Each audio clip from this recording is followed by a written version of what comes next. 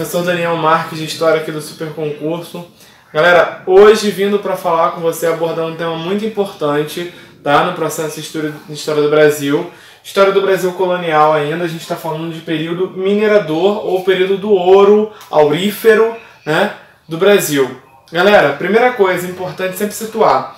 Daniel, primeira dúvida dos alunos é, quando é que isso acontece? Bom, o período do ouro tem seu início a partir do século XVIII, tá? Ali meados do século XVIII, começo, 1715, 1720. Na nossa aula anterior, a gente falou sobre o começo ali da expansão territorial do Brasil, no que se refere aos bandeirantes e tudo mais. Então tem a ver com essa interiorização do Brasil, no centro-sul. Então o território de Minas Gerais vai ser o território central, mas a gente também tem o território onde hoje a gente conhece como Goiás e Mato Grosso também. Mas Minas, evidentemente, o nome já diz tudo, vai ser o foco central da mineração no Brasil.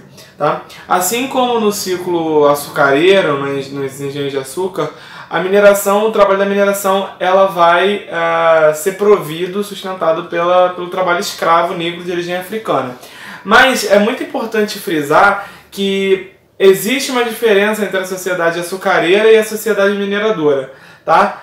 Essa grande diferença é o seguinte, eu costumo dizer para os meus alunos o seguinte, que a sociedade mineradora não é que ela seja móvel, não é que ela seja de fácil acesso, que ela tenha mobilidade social pra caramba, não. Mas ela tem alguma mobilidade social, mais do que a açucareira.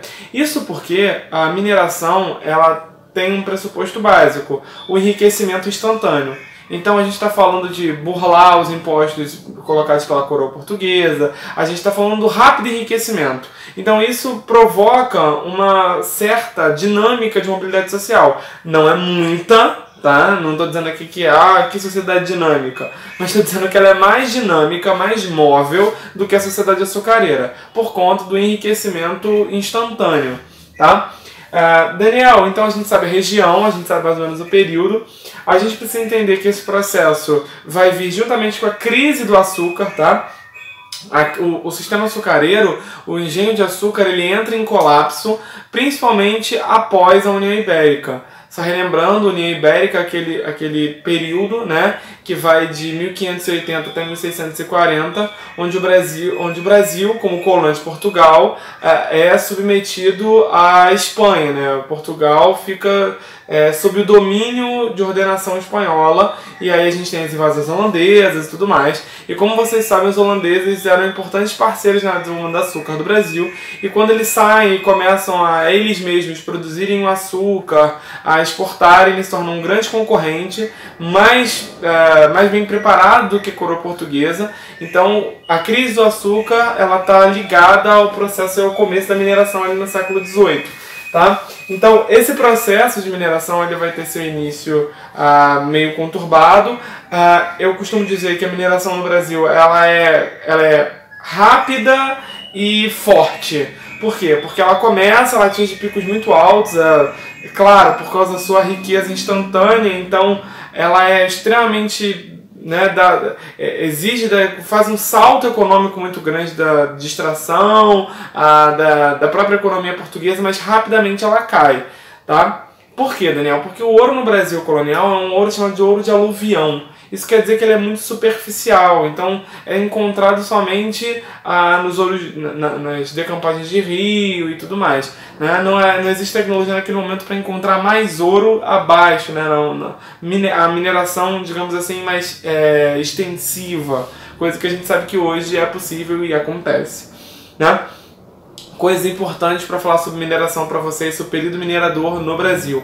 Falar sobre algumas rebeliões, algumas revoltas que acontecem durante esse período, que são ligadas principalmente à exploração do ouro entre coroa portuguesa e brasileiros, ou seja, colonos. A gente tem aí,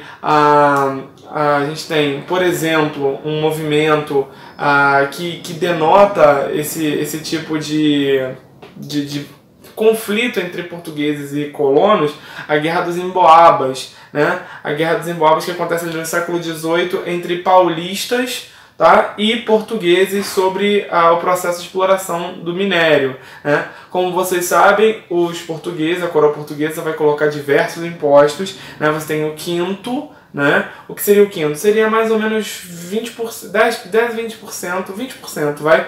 20% do ouro português, do ouro que é descoberto no Brasil, então ele é taxado. Além disso, você tem as casas de fundição, que são responsáveis por regulamentar o seu ouro, torná-lo oficial.